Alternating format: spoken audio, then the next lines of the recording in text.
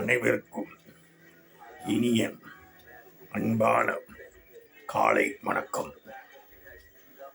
இன்று செவ்வாய்க்கிழமை காலை 11 மணி அளவில் குரு பயிற்சி நடைபெறுகிறது. மிதுன ராசியிலிருந்து கடக ராசிக்கு பயிற்சியாகிறார் குரு பகவான்.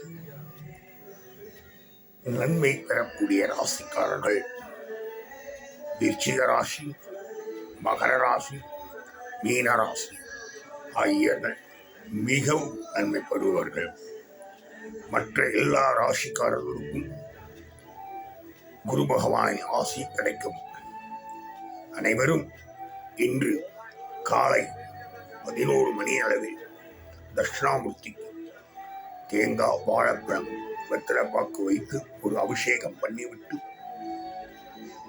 ஒரு கொண்டக்கடலை மாலை சாத்தி நெய் விளக்கு ஏற்றி மனராக பிரார்த்தனை பண்ணி குரு பகவானின் ஆசி பெற வேண்டும்.